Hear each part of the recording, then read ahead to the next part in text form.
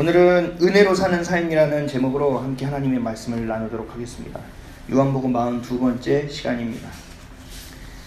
오늘 본문은 너무 잘 아는 이야기죠. 그렇죠? 예수님이 나사로의 집에 오셨습니다. 그리고 잔치가 열렸습니다. 왜 잔치가 열렸죠? 나사로가 죽음에서 살아난 것을 기념하기 위함입니다. 감사하기 위에 열렸던 것입니다. 오늘 본문 1절에서 2절 말씀 한번 다시 읽어볼까요? 시작. 6월절 엿새 전에 예수께서 베다니에 이르시니 이곳은 예수께서 죽은 자 가운데서 살리신 나사로가 있는 곳이다. 거기서 예수를 위하여 잔치할세. 마르다는 일을 하고 나사로는 예수와 함께 앉은 자 중에 있더라. 아멘. 이 잔치가 벌어진 거예요. 아주 정확하게 묘사를 하고 있죠. 근데 이 잔치에서 엄청난 사건이 벌어집니다. 우리가 잘 알고 있는 향유옥합 사건입니다. 향유옥합이라는 것은요, 향유가 그 향기 나는 기름이에요. 그거를 항아리 같은 용기에 담아 있는 것을 향유옥합이라고 해요. 이 향유는요 굉장히 비싼 겁니다. 고가의 겁니다. 우리 향수 요만큼 사면은 몇십만 원씩 하잖아요. 그런 거라고 보시면 되고, 어떻게 보면 그보다 더 희귀한 거예요. 구하기도 어려운 거였기 때문에 돈이 있다고 또 다 살 수 있는 부분도 아니었습니다. 이 향유는 왕이 즉위식을 할 때 사용했던 거예요. 그리고 높은 신분에 있는 사람이 장례를 치를 때 썼던 것이 바로 향유예요. 그리고 또 하나는 신부가 결혼하기 위해서 혼수로 준비하는 것, 아주 중요한 것이었습니다. 그러니까 향유는 아무 때나 쓰이는 것도 아니었고 굉장히 중요한 것이었다는 겁니다. 근데 마리아는 굉장히 어려운 형편에서 이 향유를 모았을 것 같아요. 쉽지 않은 가정 형편이었음에도 불구하고, 그리고 이 자신의 삶의 기둥, 이 집안의 기둥이었던 나사로가 죽었을 때도 이 향유를 내놓지 않았어요. 그만큼 이 향유는 마리아에게 있어서 굉장히 소중한 거라. 오빠가 모든 인생의 전부고 삶의 기둥이었음에도 불구하고 그 오빠가 죽었을 때도 쓰지 않았던 자신의 마지막 보루가 바로 이 향유옥합이었다는 것입니다. 이 향유가 얼마나 많았냐면 300데나리온의 가치를 가지고 있는 양이었다고 얘기합니다. 하루 일당을 한 데나리온이라고 생각하니까 300데나리온이면 1년 연봉이죠. 일당을 5만 원으로 이렇게 계산해도 한 1,500만 원 이상 되는 고가의 돈이고요. 그리고 이 향유의 희소성을 생각해 봤을 때 이 가격으로 환산하기 어려운 가치를 가지고 있는 것이 바로 이 마리아가 가지고 있던 향유라는 것입니다. 그리고 그냥 이 비싼 것을 그냥 부어버린 것을 떠나서 유대인들 중에서 여인들의 자존감, 여인들에서 가장 고결하게 여기는 것이 머리칼이었어요. 이 머리카락을 가지고 그 발을 닦아주었다고 합니다. 우리가 볼 때 이게 굉장히 아름다운 모습이잖아요. 대단하다. 마리아, 나는 그런 믿음을 가진 적 없는데 마리아, 넌 그런 믿음을 어떻게 가질 수 있었니? 라고 우리가 혼자 생각해 볼 수 있어요. 근데 그 당시 모습으로 보면 마리아는요 미친 사람인 겁니다. 완전히 도는 사람이에요. 이거는 이렇게 할 수 있는 부분이 없는 거예요. 우리가 결혼을 해요. 그래서 다 장만해요. 혼수할 돈과 집 전세금까지 다 해가지고 하나님께 바치는 거예요. 가능하십니까? 야, 너 결혼하려고 하는 거야? 말려고 하는 거야? 미친 짓 아니야? 너 오버야. 너 그러면 안 돼. 그리고 주변의 사람들은 너 그 교회 다시 봐야 돼. 그게 건강하지 않은 교회일 수도 있어. 이렇게 얘기할 수도 있다는 거예요. 어쨌든 자신의 전 재산을 예수님 발 앞에 쏟아버렸어요. 쏟았다는 것은 다시 사용 못하는 거예요. 그 안에서 이렇게 해가지고 이렇게 묻혀서 사용하면 몰라도 이것을 혼수용으로 다시 사용하기는 불가능하다는 거예요. 그래서 이제 이 마리아에게는 결혼은 물 건너간 것이 되어버렸습니다.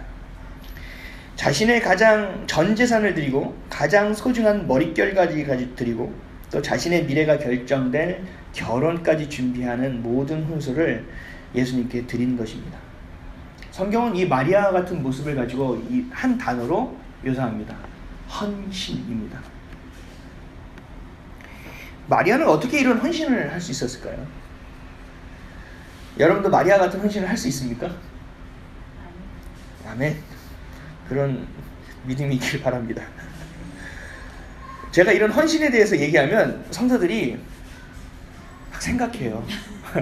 머릿속으로 생각해. 그 좀 믿음 있는 분들은 어떻게 생각하냐면 내 잔고가 내가 가지고 있는 자산과 내가 가지고 있는 부채를 어렵겠다.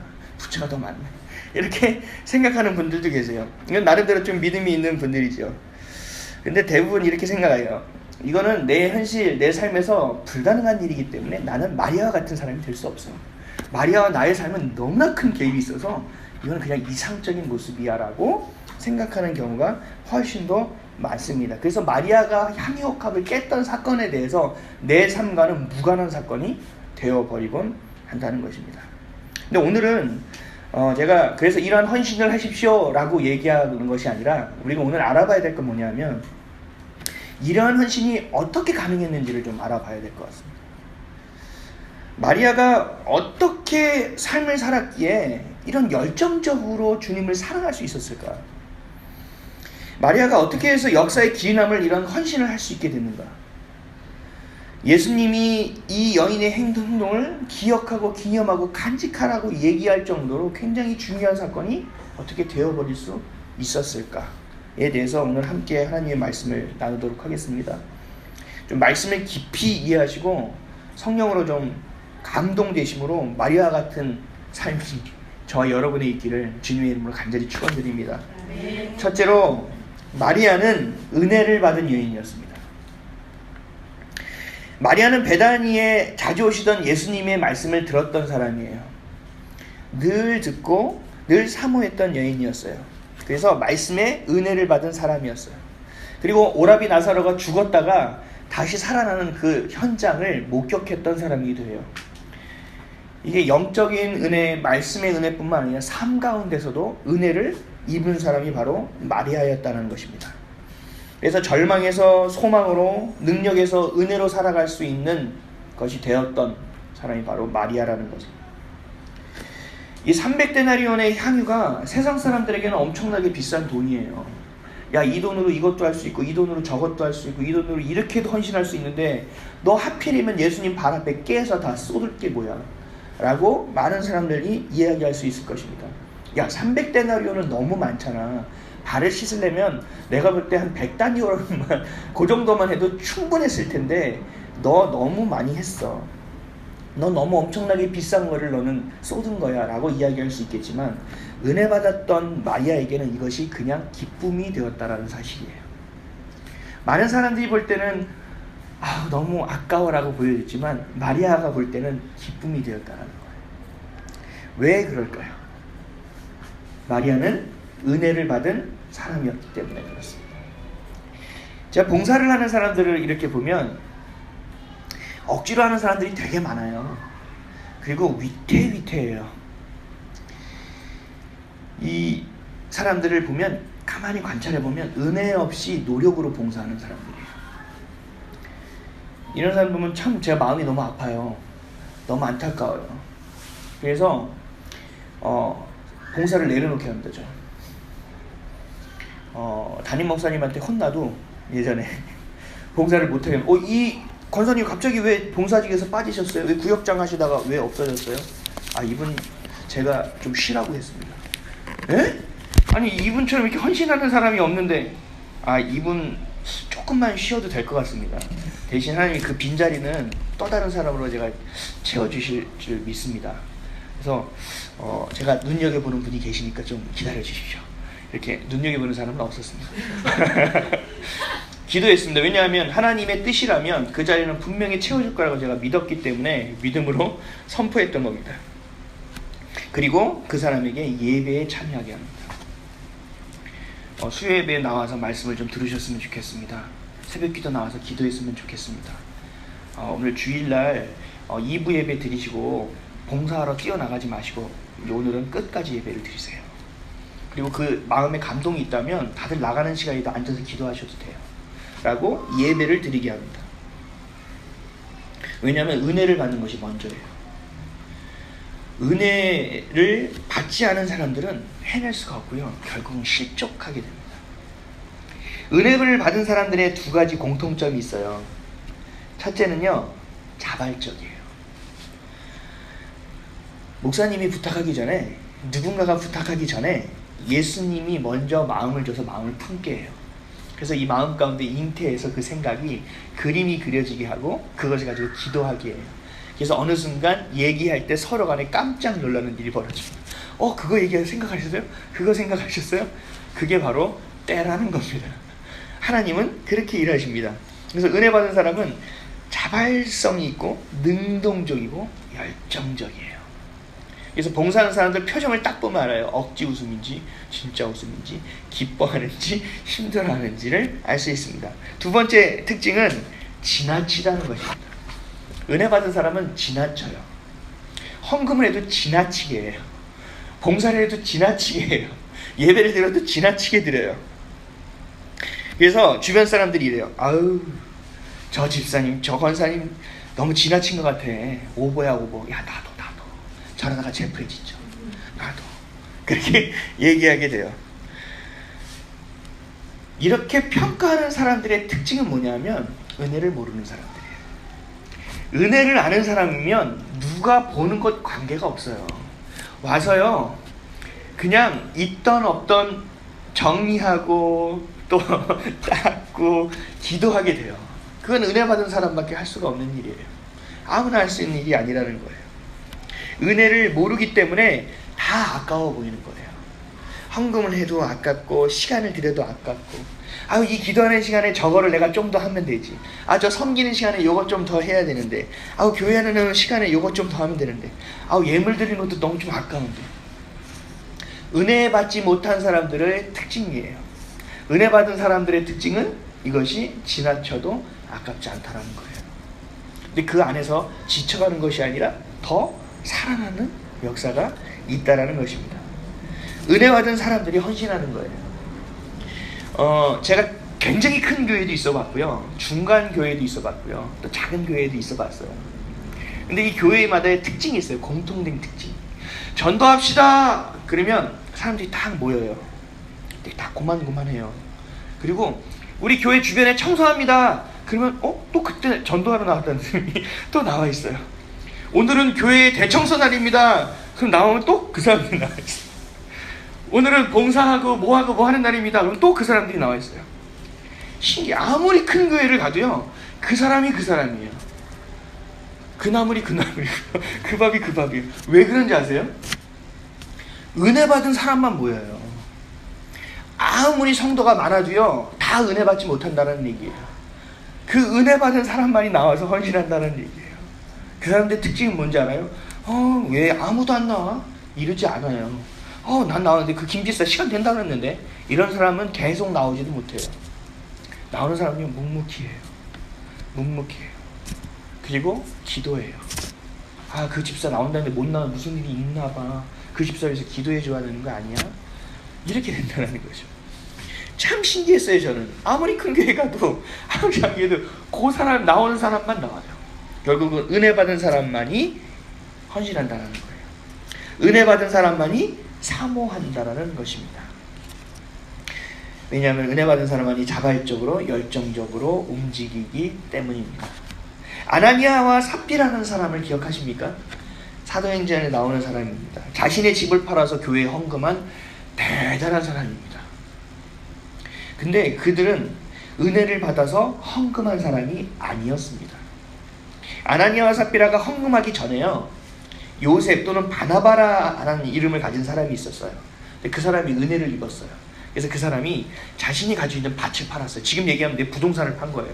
땅을 팔았어요. 야 3년만 가지고 있으면 대박이야 막 이런 땅을 팔아버렸어요. 그걸 팔아가지고 교회에 헌금했어요. 그러면서 얘기한 거예요. 나보다 가난한 성도들에게 나눠주세요. 나보다 더 필요한 성도들에게 나눠주셨으면 좋겠어요.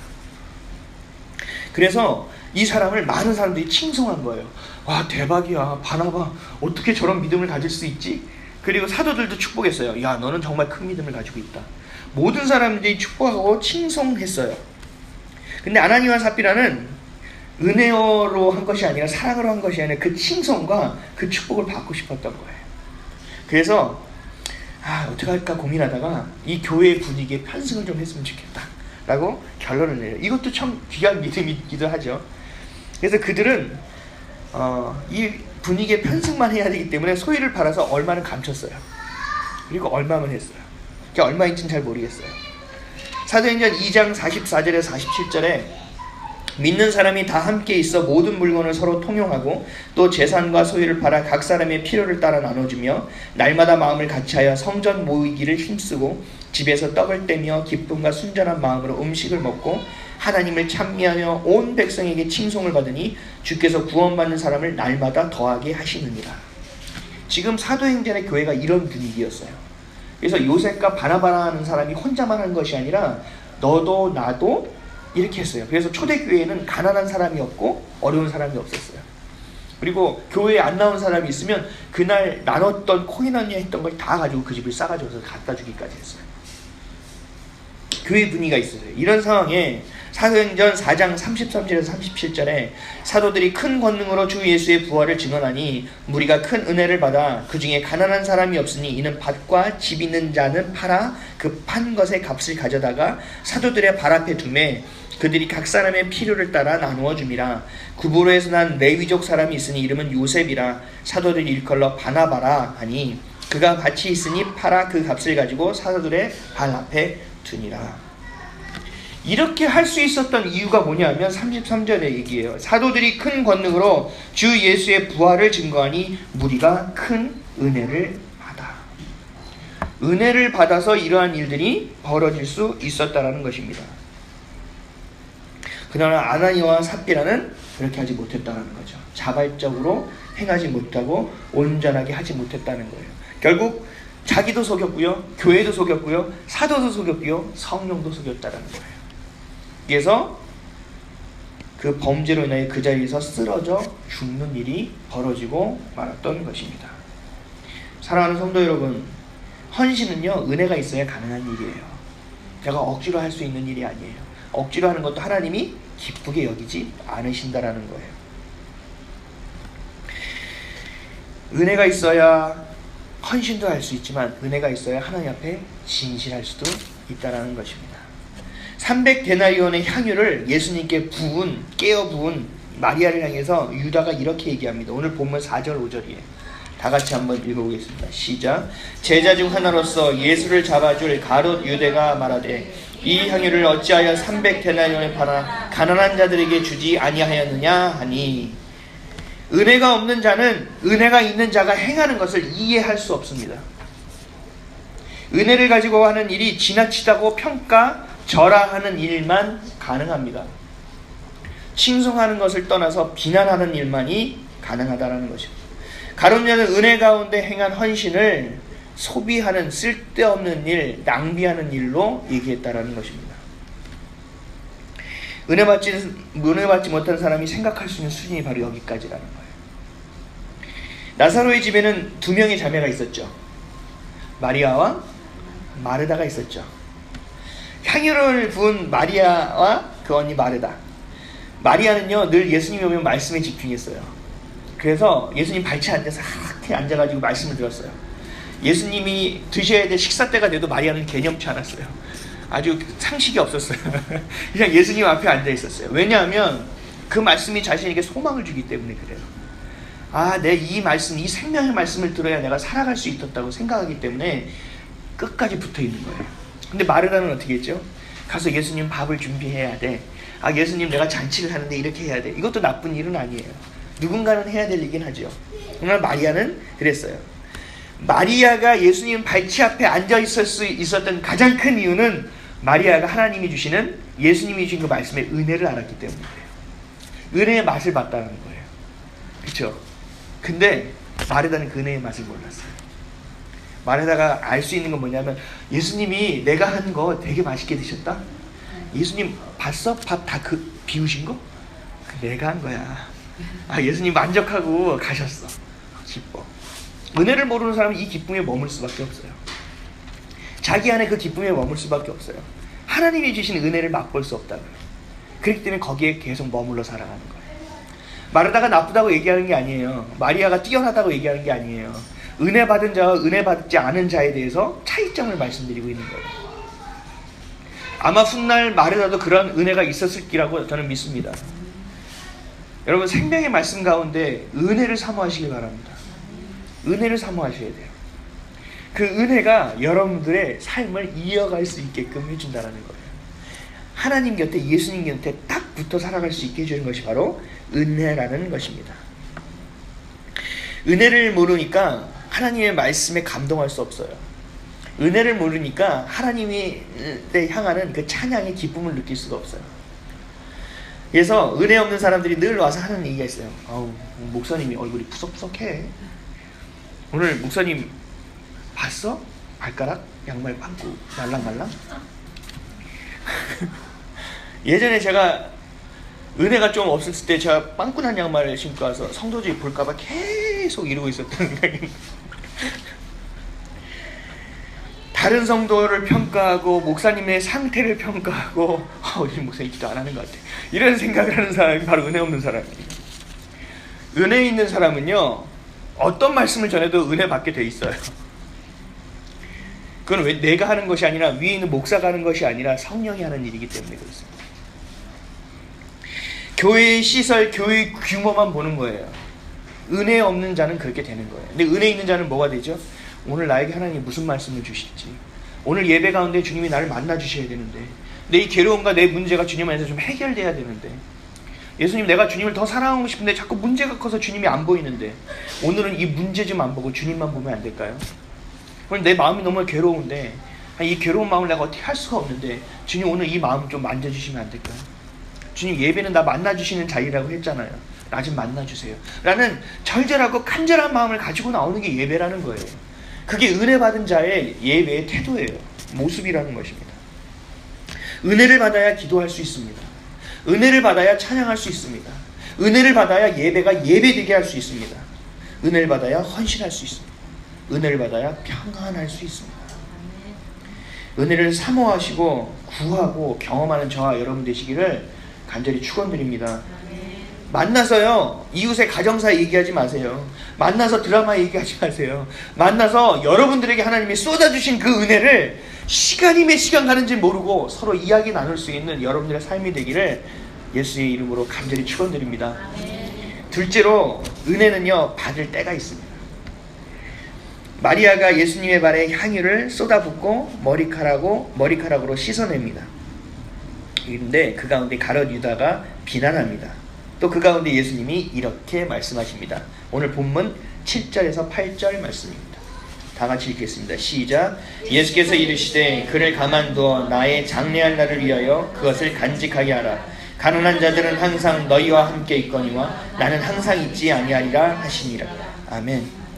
십자가에 달려 죽고 난 후에 나를 장사하는 것을 마리아가 이전에 기념하는 것이다라고 예수님이 말씀해 주시는 거예요. 많은 사람들이 평가절하하고 가룟 유다가 얘기하는 거에 동하는 것을 보고 예수님이 정확하게 찝어서 말씀해 주시는 거예요. 내가 십자가에 달려 죽는 것을 기념해 주는 거다. 제가 아까 향이 뭐라 그랬죠? 신분이 높은 사람의 장례를 할 때 사용하는 것이 향이었다라는 거죠. 예수님이 십자가에 달려 죽기 바로 5일 전의 일입니다. 인류 역사상 단 한 번밖에 없었던 예수님의 십자가 사건이에요. 인류 역사상 예수님이 단 한 번만 죽은 사건이에요. 그 사건 가운데 이 때를 마리아가 놓쳤더라면 어떠한 누구도 이것을 기념하는 향유를 부을 수 있는 때를 얻지 못하는 거죠. 인류 역사의 가장 클라이막스를 장식할 이 십자가의 사건을 기념하는 일을, 그 앞을 깔아놓는 일을 바로 마리아가 한 거예요. 마리아는 그냥 헌신했어요. 그냥 사랑했어요. 은혜가 너무 좋았어요. 그래서 그냥 쏟았어요. 그랬더니 예수님이 해석을 어떻게 해주셨어요? 너 정말 대단하구나. 너는 내가 이렇게 돼서 이렇게 할지는 잘 몰랐지만 내가 십자가 안에서 죽는 이 사건을 너가 기념해 주는 거야. 놀랍다 라고 칭찬해 주시기까지. 저는 이러한 일을 굉장히 많이 겪어요. 하나님이 이렇게 하지 말라 했으니까 손해보더라도 이렇게 하지 말아야지. 이거 이렇게 했으니까 난 이렇게 하지 말아야지. 하나님이 이건 내 마음에 주셨으니까 손해봐도 그냥 해야지 하면 그 사건에서 끝나는 게 아니에요. 하나님이 또 다른 좋은 것을 붙여주시더라고요. 이건 왜 나한테 이렇게 좋은 일이 생기지? 이거 왜 나한테 이 돈이 생겼지? 그때 하나님이 내가 요거 되게 예쁘게 보셨구나. 하나님도 참 이런다는 거죠. 하나님은요, 우리는 두수세수 잘 내다보지 못하고요, 내다봐야 두수세수예요. 근데 하나님은요, 그 모든 것을 계획하시고 운행하시고 일하시는 분이잖아요. 그래서 내 마음의 중심을 모시는 분이기 때문에 내가 그 하나를 했을 때 하나님은 더 많은 것을 눌러 흔들어 넘치도록 채워주시는 겁니다. 만일 마리아가 이날 향유옥합을 예수님께 붓지 않았다면 어떤 누구도 그 기회를 얻지 못했을 것이라는 겁니다. 이 단 한 번의 기회에 마리아가 헌신함으로 인해서 예수님의 죽음에 기념하는 귀한 일을 해낸 거예요. 우리가 은혜를 받았다고 하더라도요, 헌신을 어느 때나 할 수 있는 게 아니에요. 하나님이 헌신할 수 있는 기회를 주실 때 우리가 헌신할 수 있어요. 헌신도 내 맘대로 하는 것이 아니에요. 그때 헌신의 기회가 찾아올 때야 비로소 우리는 헌신할 수 있는 거예요. 옛날에 제가 자라는 시절은 아닌데요, 약장수들이 마을에 많이 왔다면서요. 그러면서 약장수들이 이렇게 얘기했다면서요. 날마다 날이면 날마다 오는 것이 아닙니다. 그러면서 얘기했다면서요. 오늘 구입하지 않으면 영원히 그 길을 놓쳐버립니다. 오늘 바로 사야 합니다.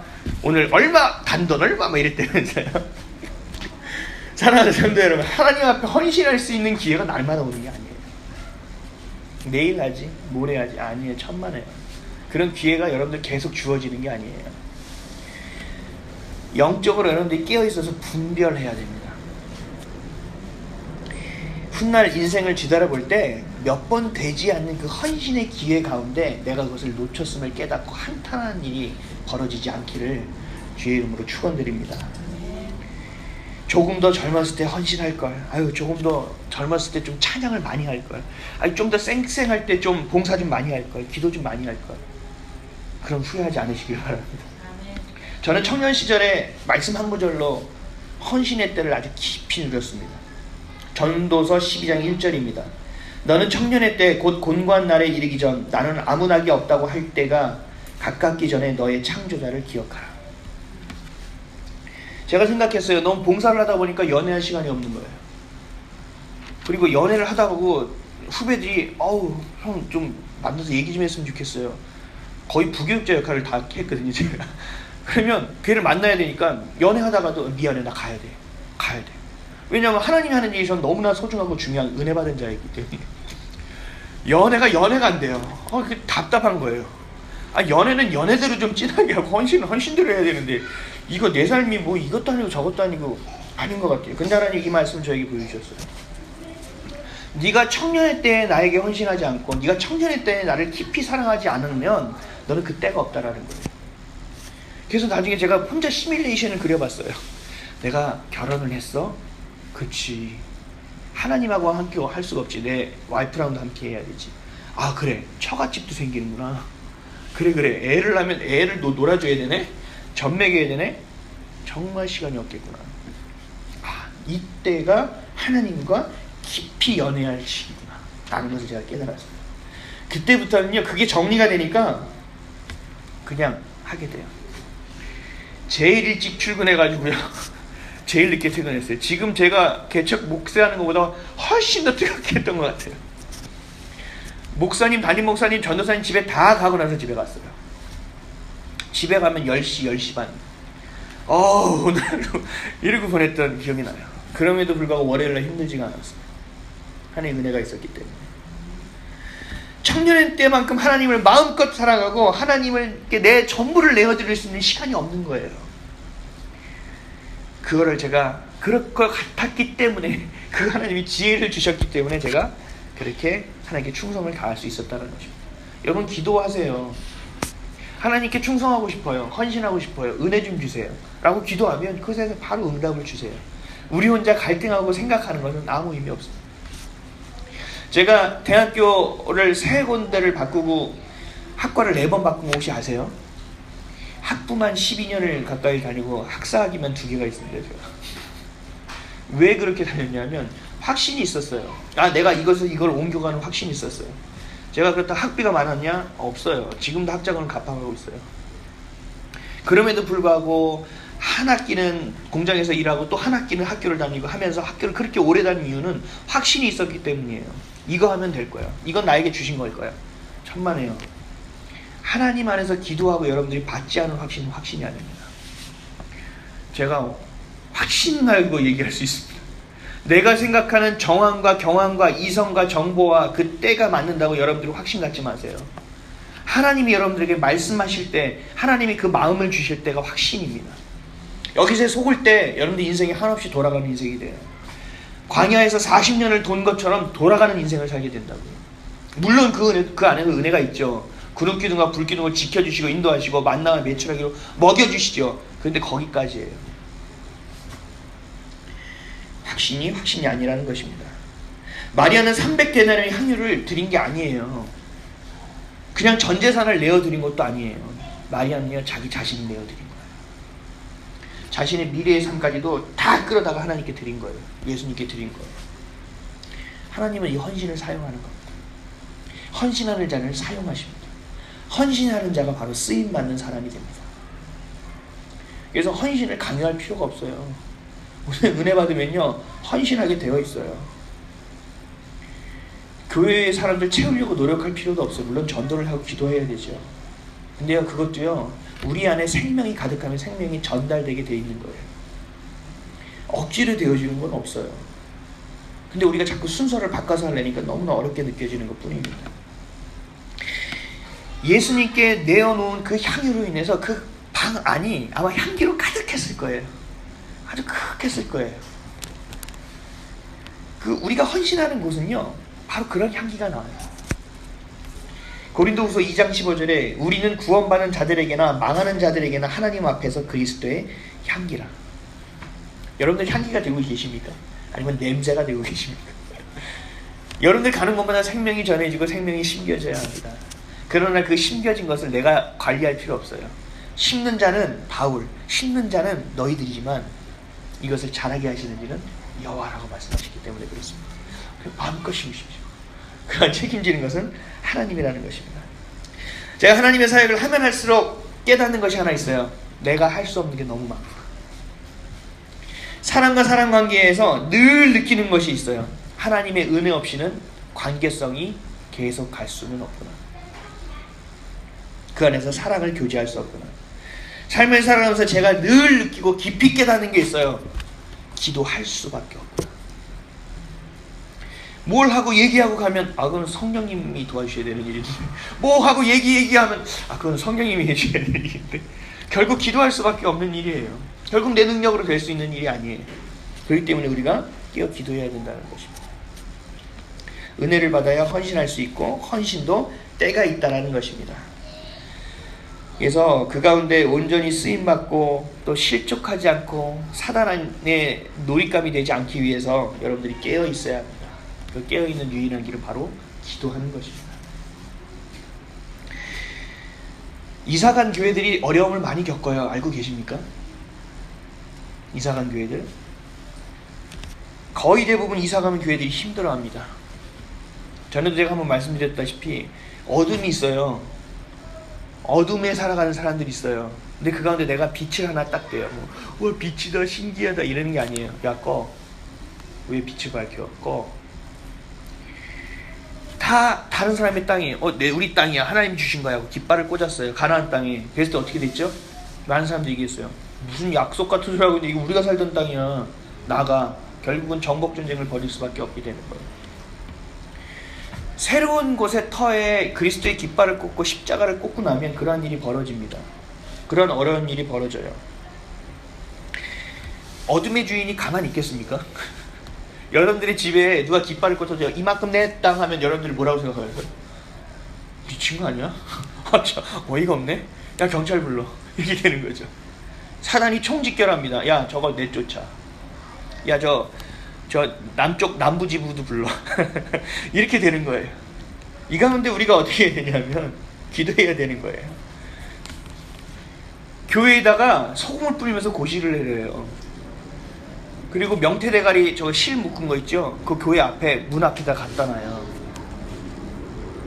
그리고 주인과의 관계를 막 이간질시켜요. 사람들이.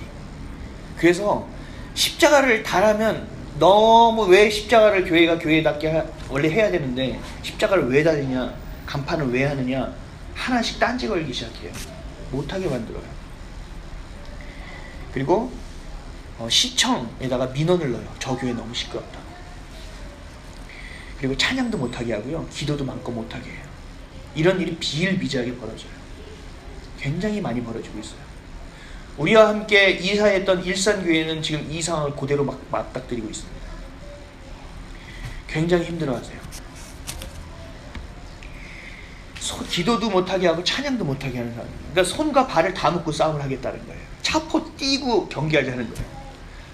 사단은 지혜로워요. 우리보다 뛰어나요. 왜 또 우리가 안 돼요? 그럼 그 싸움은 보나마나 지는 싸움 아니겠습니까? 그래서 처음부터 하나님이 기도를 시키시는 거예요. 빡세게 기도해야 돼요. 아주 심껏 기도해야 돼요. 제가 왜 피곤하고 힘든데 여러분들이 쉬라고 하는데 나와서 계속 초반에 기도했는지 아세요? 이것 때문에 그래요. 지켜내야 되니까, 뚫어내야 되니까. 여러분들 기도 좀 많이 해주시기 바랍니다. 기도하는 자는 누구냐면 은혜 받은 자만이 기도할 수 있습니다. 은혜 받기 힘쓰십시오. 그리고 성령님과 동행하기 힘쓰십시오. 그럼 여러분들 은혜 받을 수 있어요. 기도할 수 있어요. 그러면 여러분들의 삶은요, 지금 고민하고 있는 문제들이 해결되기 시작하는 거예요. 너희가 무엇을 먹을까, 무엇을 입을까, 어디서 살까 걱정하지 마라. 이것은 이방인들이 구하는 것이다. 너희는 하나님의 의를 구하라. 그럼 내가 이 모든 것을 너희에게 더하시. 라고 우리에게 약속해 주신 거예요. 다른 거 보지 마세요. 여러분들 속지 마세요. 그리고 기도하길 바랍니다. 전쟁에서 최선의 방어가 뭔지 아세요? 예? 선제 공격입니다. 여러분들 축구 우리나라 보면은 이길 때 맨날 백패스 하다가 뺏겨가지고 해서 막 감독 욕하죠? 최선의 방어는 공격입니다. 끊임없이 45분 휘슬이 불릴 때까지 계속 밀어붙이는 거예요. 수비수를 바꾸는 게 아니라 히딩크처럼 공격수를 넣어버리는 거예요. 그게 가장 뛰어난 방법이에요. 질병을 이길 수 있는 가장 좋은 방법은 뭘까요? 좋은 의사를 만나는 것, 좋은 병원을 만나는 것, 선진 의료 기술을 만나는 것 아닙니다. 병에 걸리지 않는 겁니다. 예방하는 겁니다. 건강 관리하는 겁니다. 사랑하는 성도 여러분, 우리 기도할 때예요. 기도하셔야 돼요. 교회를 위해 헌신해 주셔야 될 때예요. 그래서 은혜를 받기 힘써야 될 때예요. 일터에서, 관계에서, 어려운 형편에서, 여러 가지 처한 자신의 사정에서 여러분 속지 마세요. 우리가 봐야 될 것을 봐야 합니다. 그것을 볼 때 모든 실타래가 얽혀있는 것이 풀려지는 역사를 여러분들 경험하게 되실 것입니다. 사단이라는 존재는요, 우리의 믿음을 지금 상태에 만족하게 만들어요. 믿음을 갖지 못하게 하는 게 아니라 너 이만하면 됐어, 너 이만하면 훌륭해, 야 오버하지 마, 지나쳐 라고 얘기해요. 그리고 작은 헌신한 걸 가지고 굉장한 만족함을 갖게 해요. 너 최고, 잘했어, 됐어, 이만하면 됐어 라고 얘기하게 해요. 그러나 은혜 받은 사람은요, 또 다른 은혜를 구해요. 은혜 받은 사람은요, 지나쳐 보일 정도로 또 은혜를 구하게 되는 거예요. 요한복음 1장 16절에 우리가 다 그의 충만한 데서 받으니 은혜 위에 은혜로라. 은혜 위에 은혜를 삼아하시기 바랍니다. 우리 성도들은요, 그냥 은혜 안에 거하기를 저는 원치 않아요. 은혜 위에 은혜를 구하십시오. 그것을 맛보십시오. 그리고 우리 삶 가운데 역사하시는 성령님을 사모하십시오. 성령님께 나를 위해서 기도해달라고 간구하세요. 성령님께 주여 이거 어떻게 해주세요 동행해서 이걸 넘으셔야 돼요. 성령님 나를 위해서 기도해 주세요. 기도해 주신다 그랬잖아요. 너의 연약함을 내가 아니까 친히 간구해 주시겠다고 했잖아요. 성령님 내가 오늘 기도하니까 기도 좀 해주세요. 저는 가끔 그래요. 성령님 나 여기 너무 쑤시니까 좀 안 맞으면 해주세요. 좀 오버죠. 은혜를 받은 사람은 지나칩니다. 그런 여러분들 안에서 또 다른 은혜를 구하는, 자발적인 은혜를 구하는, 열정적으로 은혜를 구하는 10년들이 되시기를 예수님의 이름으로 간절히 축원드립니다. 여러분들의 삶 가운데 헌신이 있는 것이 아니라 여러분들의 삶 자체가 헌신이 될 수 있기를 주의 이름으로 간절히 축원드립니다. 기도하겠습니다.